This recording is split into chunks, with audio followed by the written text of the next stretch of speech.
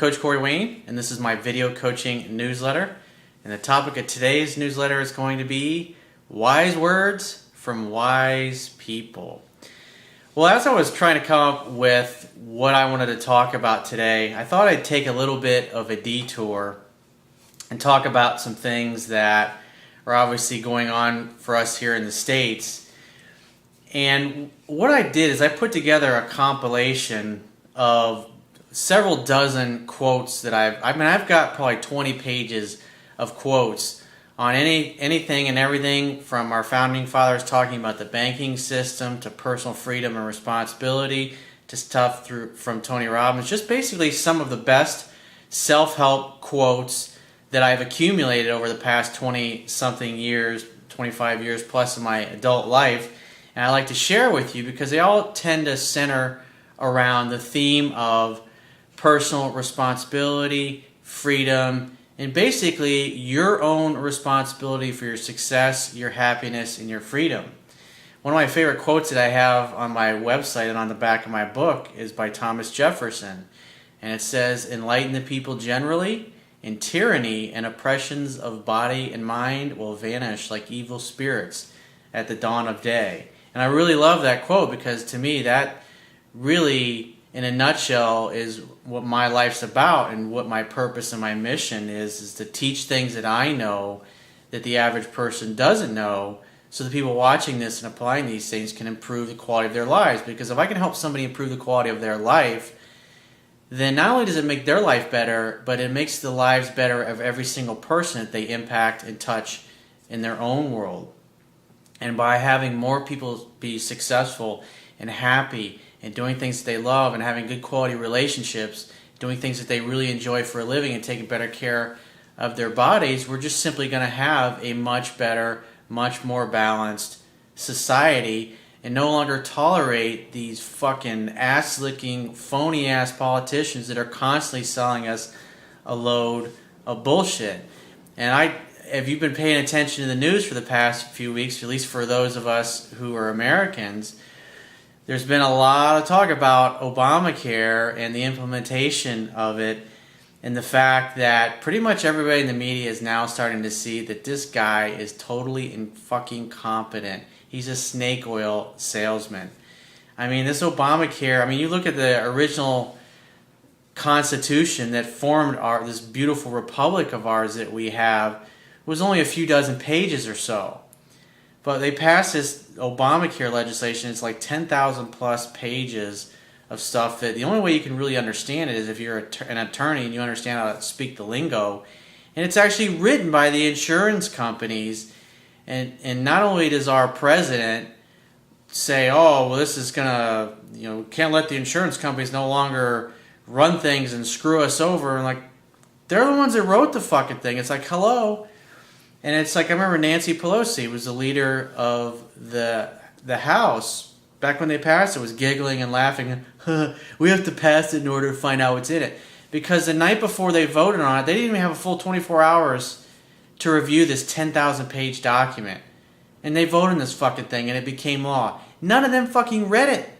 The president didn't read that. Can you imagine a CEO of a Fortune 500 company signing a 10,000 page contract that nobody in the company read and legally obligating them to it? What do you think would happen if somebody did that in the corporate world? Not only would they be fired, but they would probably be sued for negligence and incompetence. And yet people in the media put this guy on a pedestal like he's some kind of fucking messiah, but it's like he had this meteoric rise and now he's just falling flat on his face, and people are starting to see on all sides of the aisle that he's totally fucking inept and incompetent as a leader. The people that he put in charge of this thing are totally fucking incompetent. They've spent something like over $500 million they spent on this website, and it doesn't even fucking work. And the biggest promise, the biggest load of bullshit that they sold us was that if you like your health insurance, you can keep it. It won't matter at all. And you're seeing one reporter after another in California, it's like 100, just one insurance company alone, 160,000 people, 160,000 customers of this particular company are losing their health insurance. And when they're going online or they're calling them to find out what kind of plan they can get, it's 2 to 3 times what they're paying. This like such a load of bullshit. It's like this guy's and all of his lackeys sold us this fucking bullshit law that they didn't even fucking read, they didn't even write, and told us, oh, this is going to be a great thing for you. In the past couple weeks, they've been backpedaling and damage control and going on TV and tell us, oh, everything's wonderful, it's great, nothing to see here, everything's fine, it's awesome, yeah, we're going to get the bugs and the kinks worked out. And people are getting their bills and they're getting sticker shock going, why is my insurance fucking tripling? This is ridiculous. It's just unbelievable incompetence. And I think it's a good thing because it's like people on all sides of the aisle are realizing that this guy's a fucking snake oil salesman, just like all the rest of the jerk-offs in the past that come from this corrupt, dishonest, two-party system. So before we get into all these series of quotes I'd like to share with you, I got one that I wrote that I'd like to share. And it says, all of the problems of society such as war, poverty, oppression, lack of wealth, and job opportunities are a direct result of humanity collectively giving their power away to dishonest, corrupt, morally compromised, devious, inept, incompetent, phony politicians, and delusionally hoping that they are doing the right thing, but deep down knowing that they are fucking us over and only looking out for themselves. Most people either don't know how to or don't want the responsibility for their own happiness, success, and dreams. Therefore, they stick their heads in the sand and hope that someone else fixes their problems. This is cognitive dissonance, collectively seeing what we want and ignoring the reality of what's really going on so we don't have to take any personal responsibility for the fact that things are so fucked up. The only way things will change is when enough people realize that it's their personal responsibility to be informed, educated, free, enlightened, and take action to fix things and no longer tolerate vain and aspiring people selling them a load of bullshit. So I'm just going to start going through these quotes and rattling them off, and I'll comment on a few of them here and there, but because it's Friday, my job as a coach is to teach you fundamentals, things that will help you not only in your dating, your pickup, and your relationship life, but in your health life, in your financial life, in your career, in your business, your purpose, your mission in life. Because like I said earlier, the more you can fill up your day doing things you really love and doing it with the kind of people that you love doing it with, the happier you're going to be. But it's your responsibility. The person that you see in the mirror every day, that's who the buck stops with. It's your responsibility to make your life the masterpiece that you want it to be.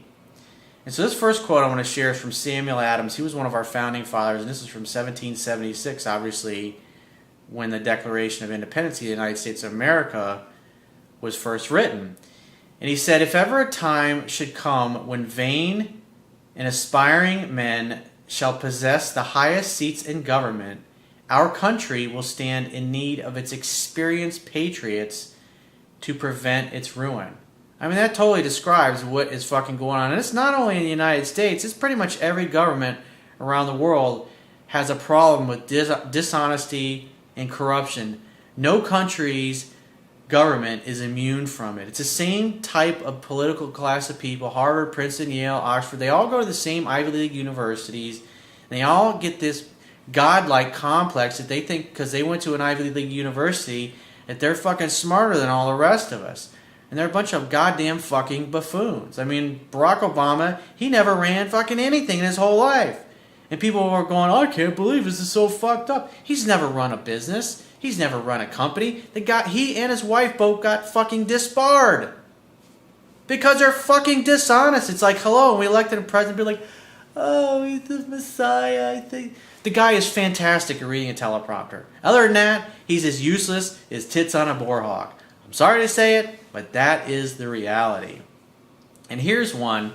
This one is so important because the core root of all the problems in society, not only in the United States, but everywhere around the world, is the dishonest, corrupt banking system that we have. And the fact that the average person doesn't understand what money is and where it comes from. Because if they really understood it, then we could implement changes that would do away with all this scarcity and this poverty, because we have just a handful of really large banks that in essence control the quantity and how much of our money exists in society. You look at a country like Greece and all the problems they've gone through. What's happened? The money supply has contracted in Greece. When you look at the Great Depression, all of the boom-bust cycle, it's like once you understand how the banking system works, everything makes total fucking sense. Why all the banks on Wall Street got bailed out and they're fine, and all the rest of us suffered through the downturn in the economy. It's an unequal system. It's like there's a great book that you should read. It's called The Creature from Jekyll Island. It's a fantastic book. It was written probably 15, 20 years ago. And this guy did all the research of how the current Federal Reserve System came into existence. It was supposed to solve the boom-bust, the depressions and the problems that we're having, but the track record actually got worse after that. And this is one of our founding fathers and what he said about money. And it is a couple hundred years later, 200 some plus years later, is just as poignant, as important today as it was when our republic was founded.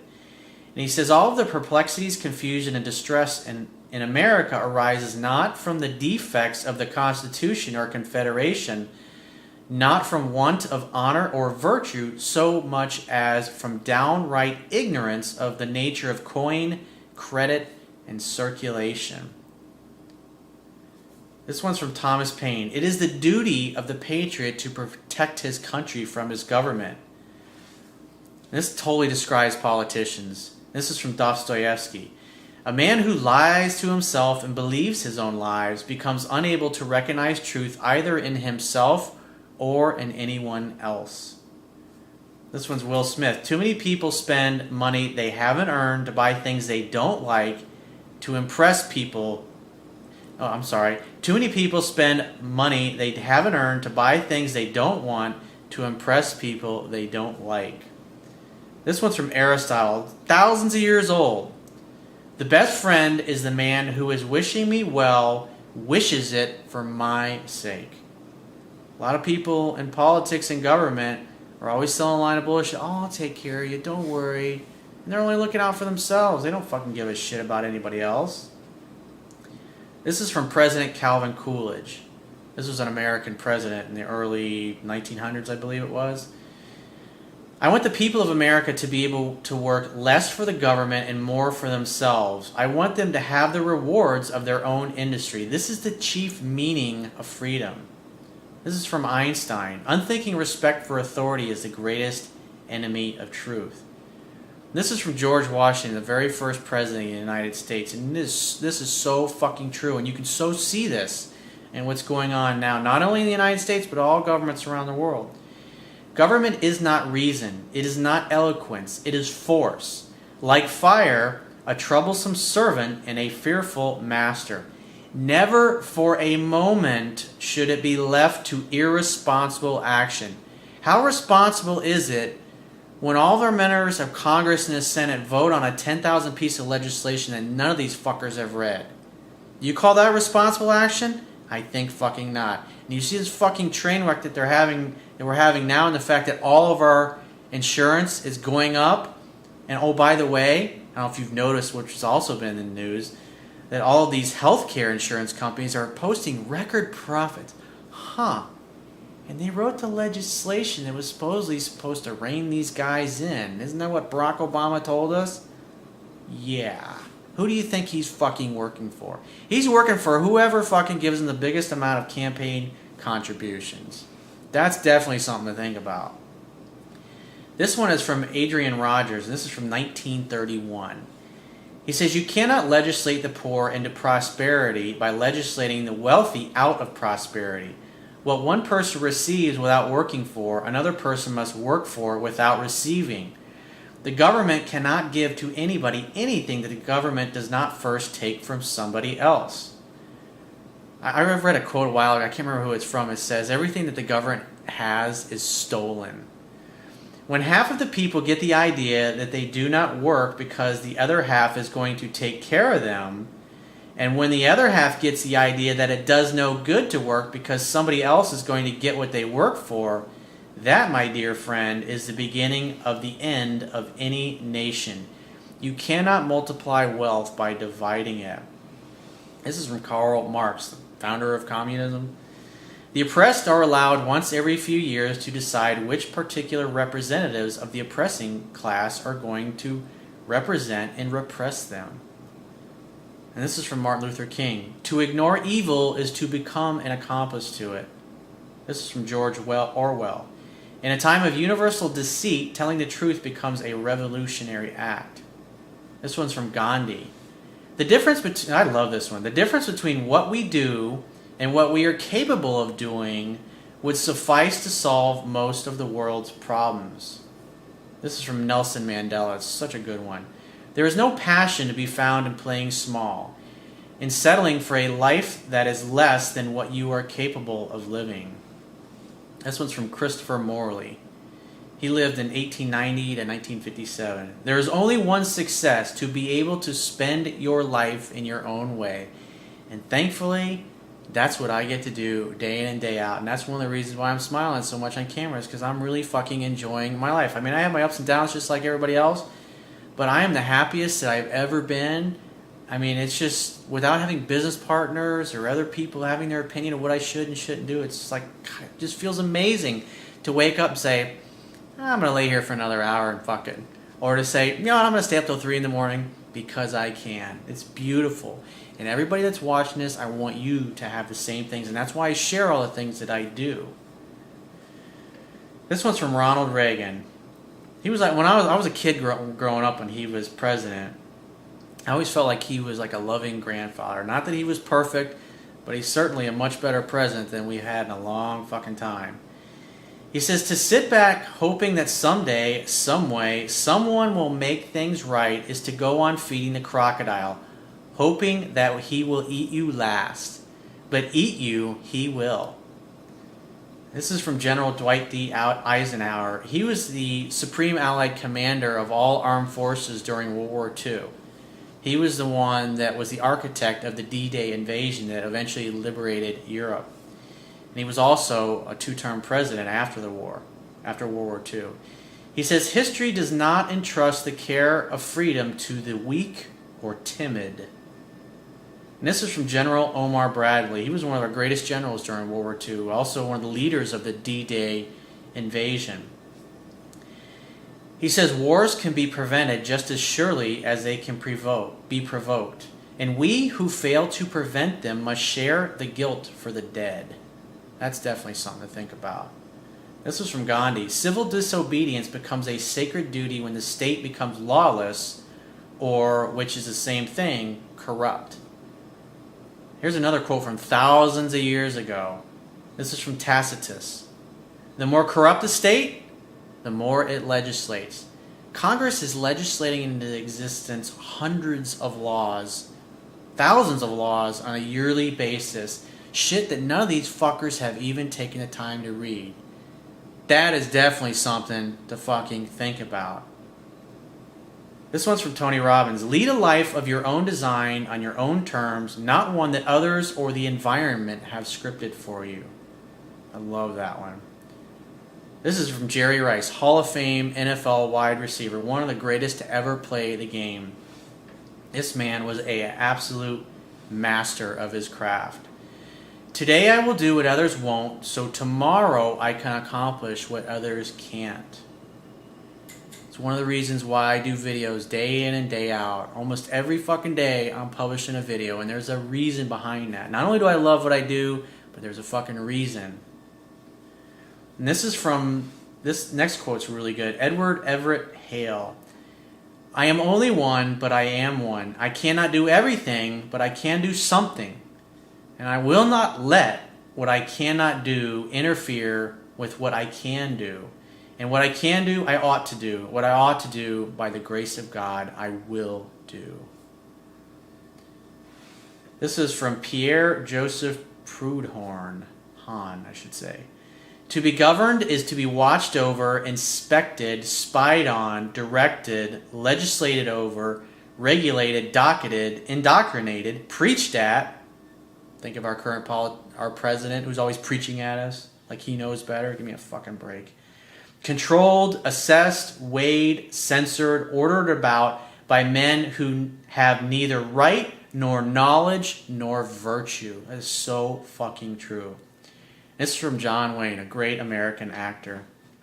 Life's tough, Pilgrim, and it's even tougher if you're stupid.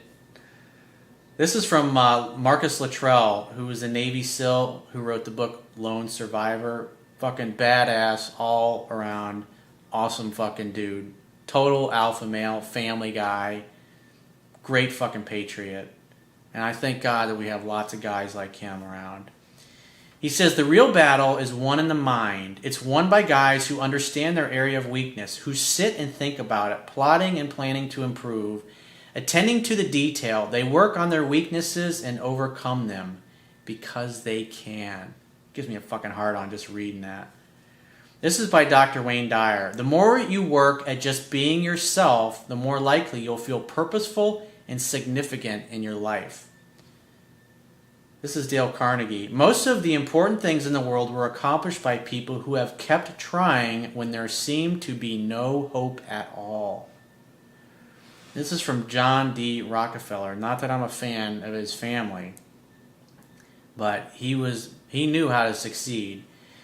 He says, I do not think that there is any other quality so essential to success of any kind as the quality of perseverance. It overcomes almost everything, even nature. This is from Thomas Sowell. This guy, I love him. He's brilliant. He says, the fatal attraction of government is that it allows busybodies to impose decisions on others without paying any price themselves. That enables them to act as if there were no price, even when there are ruinous prices, paid by others. If you notice that all of our members of Congress, they only have to serve 2 years, and guess what? They get a 100% pension with no income taxes the whole rest of their fucking lives. And every piece of legislation that they pass, by the way, they're all exempt from it. And you know what? They're also exempt from Obamacare and paying Social Security taxes. How nice. What a coinky-dink. That's definitely something to think about. This is from William Harvard. The greatest glory of a freeborn people is to transmit that freedom to their children. This one's thousands of years old. Sun Tzu. A leader leads by example, not by force. Definitely something to think about. This is from Herb Keller. He's the founder of Southwest Airlines. Brilliant business guy. He says, success is a byproduct of doing something you like and doing it really well. Another one from thousands of years ago, Confucius. It does not matter how slowly you go as long as you do not stop. Fucking love that. This is from Thomas Edison, the inventor of the light bulb. For those of you who don't know or don't study very much history, having a vision for what you want is not enough. Vision without execution is hallucination. This is from Steve Jobs, the founder of Apple. Brilliant guy. I really wish he was still with us. Everything around you that you call life was made up by people that are no smarter than you, and you can change it. This is Henry Ford, founder of Ford Motor Company, also the creator of the modern assembly line. Very wise man. He says, it is well enough that people of the nation do not understand our banking and money system, for if they did, I believe there would be a revolution before tomorrow morning. Another great documentary that you should read if you want to understand the history of money. It's a really fascinating documentary by Bill Still.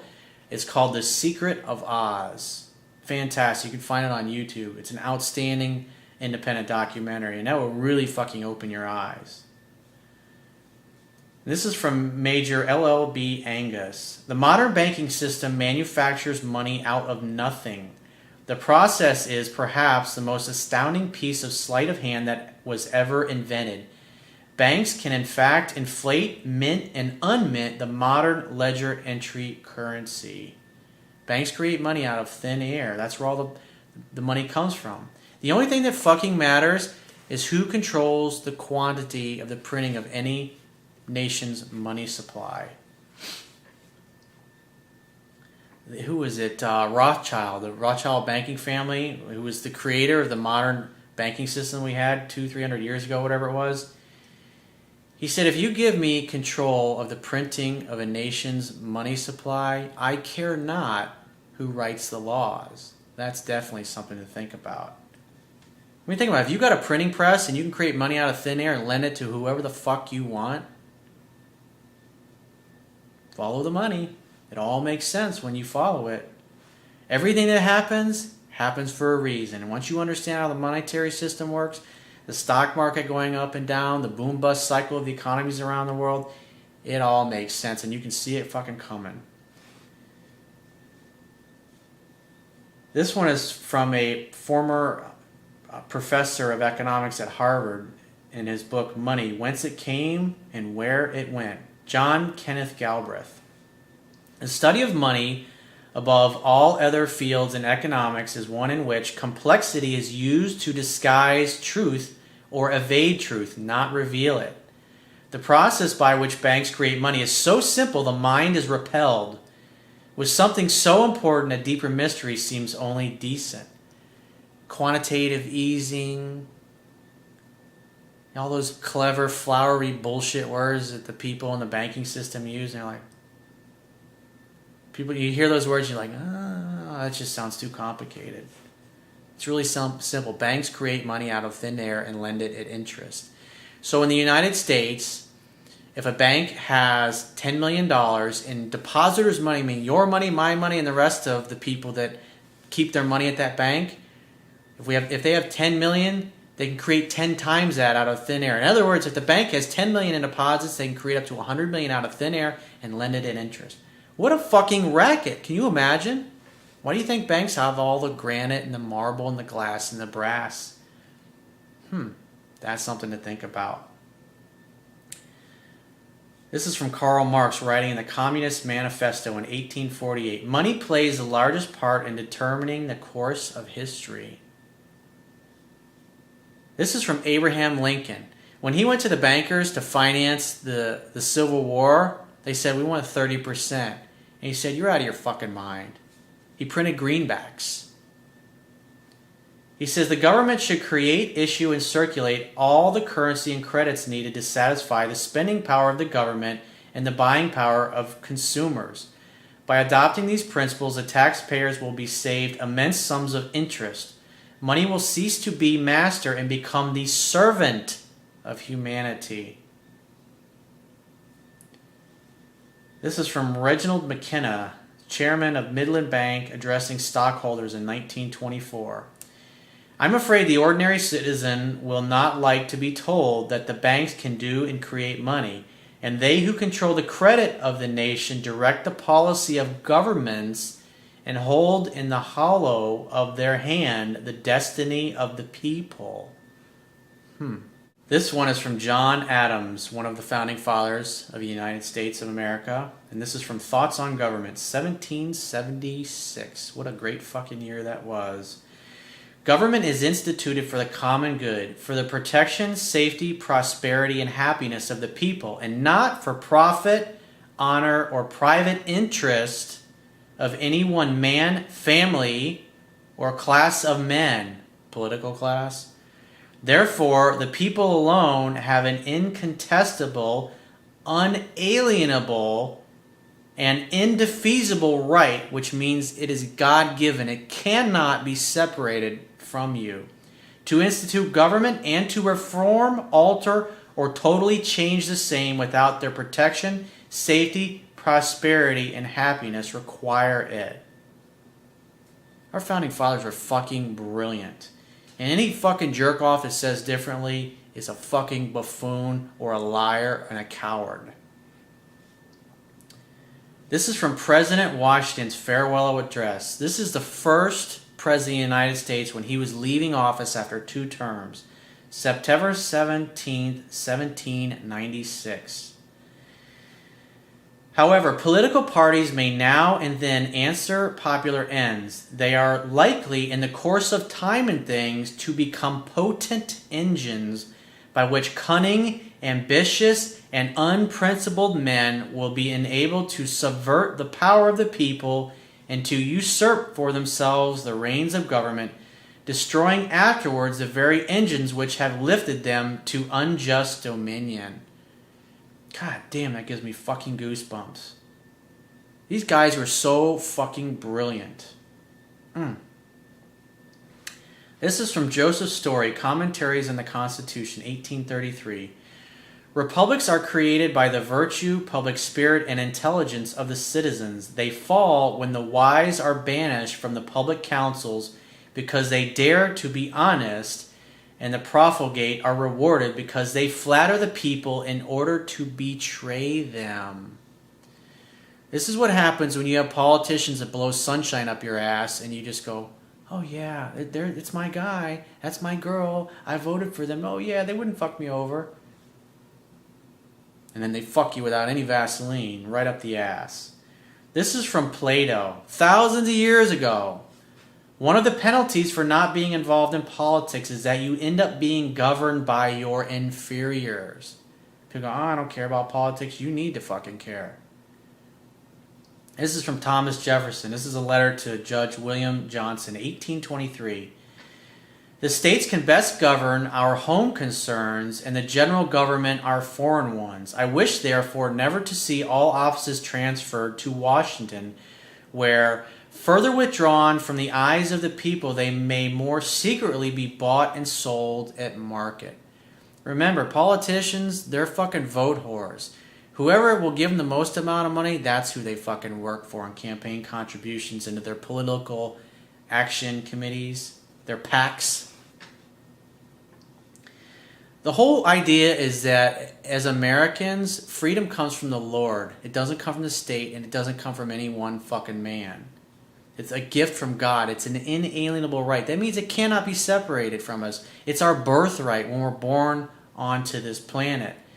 The idea is that the government of the country deals with affairs outside the country, and the individual states deal with governing what happens in the states, not fucking some ass-ass politician who only flies in for a round of golf every now and then from Washington. And if you notice, if you look at history, more and more power gets concentrated in Washington. Obamacare. So this is from, if you ever saw the movie Act of Valor, it's from Chief Tecumseh, and it was a poem that he wrote. And it says, I love this. This is so true. So live your life that the fear of death can never enter your heart. Trouble no one about their religion. Respect others and their view, and demand that they respect yours. Love your life. Perfect your life. Beautify all things in your life. Seek to make your life long in its purpose in the service of your people. Prepare a noble death song for the day when you go over the great divide. Always give a word or sign of salute when meeting or passing a friend, even a stranger when in a lonely place. Show respect to all people and grovel to none. When you arise in the morning, give thanks for the food and for the joy of living. If you see no reason for giving thanks, the fault lies only in yourself. Abuse no one and no thing, for abuse turns the wise ones to fools and robs the spirit of its vision. When it comes your time to die, be not like those whose hearts are filled with the fear of death, so that when their time comes, they weep and pray for a little more time to live their lives over again in a different way.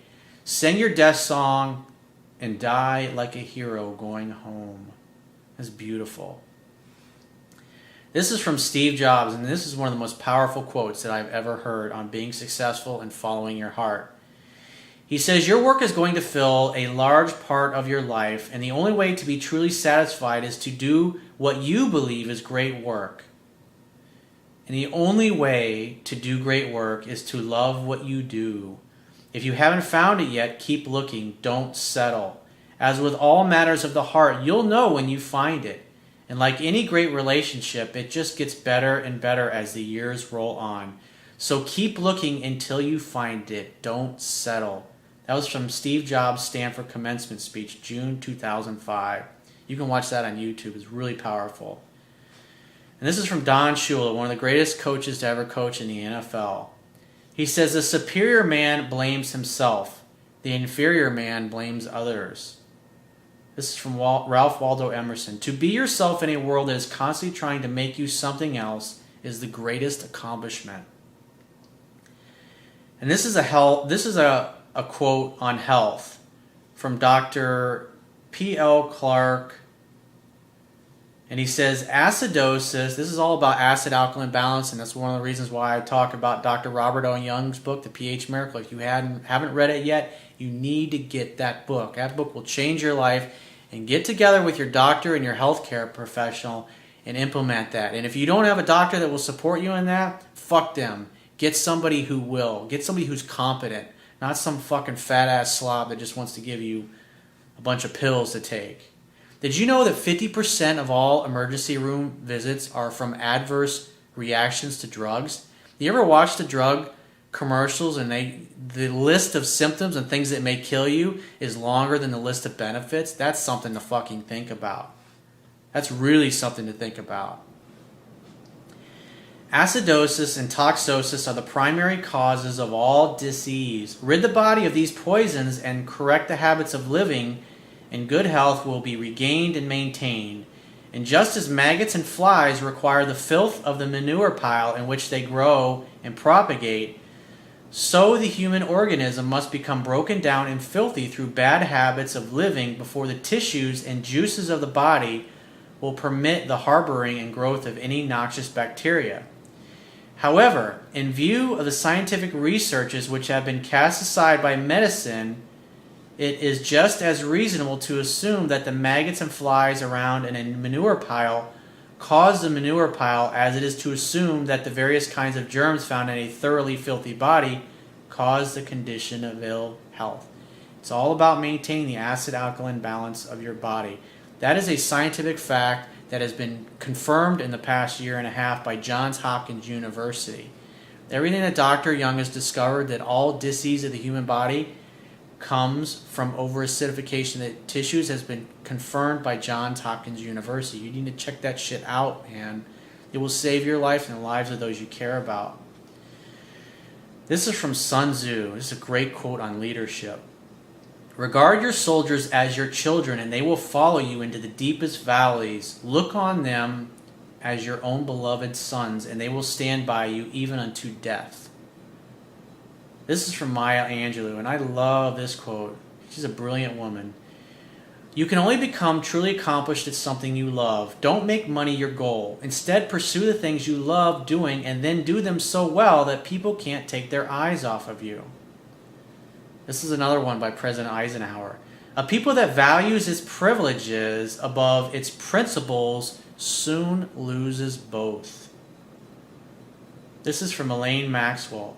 My will shall shape my future. Whether I fail or succeed shall be no man's doing but my own. Our founding fathers believed in personal responsibility. This is from Arthur Ashe. He was a really great tennis player. One important key to success is self-confidence. An important key to self-confidence is preparation. Just like Confucius said, success depends upon prior preparation, and without said preparation, there is sure to be failure. And this is Thomas Jefferson. This is so fucking true today. God. He was also one of our founding fathers and a president. I think it was his third or fourth president of the United States. Very brilliant man. The issue today is the same as it has been introduced. The issue today is the same as it has been throughout all history. Whether man shall be allowed to govern himself or be ruled by a small elite. I mean, you look at Europe and the European Union, that's all about world government. It's something that's like a decades-long plan. And if you notice that all those countries that belong to, or most of them with the exception of the UK, they've given up the power of printing their own money, and instead they're all under one currency. And look at the fucking problems that it's creating. But the average person doesn't understand the banking and financing system, and because if they did, they wouldn't allow that bullshit that's going on, and that's part of the problem. It's all like a sleight of hand. And this was stuff that was put into play over 100 years ago by people that have long since died out. And the rest of us, most of us, are just totally ignorant about the system and how it works. But if everybody understood it, it would fucking change literally overnight. And the last and final quote that I would like to share with you today, and this is a Navy SEAL creed. Uncompromising integrity is my standard. My character and honor are steadfast. My word is my bond. That is something to think about. And I will leave you with that today. I hope I've given you some words to think about and to contemplate, because these are words that should help you and inspire you to be great and to take responsibility not only for your life, but also making a difference in the world and the lives of those around you. And if you'd like to get my help personally with any kind of challenge or problem that you're having in any area of your life, the best way is to book a paid phone coaching session. You can do that by going to my website, click the products tab, which will be at the top of your screen, and follow the instructions for booking a paid phone coaching session with yours truly. And I will talk to you soon.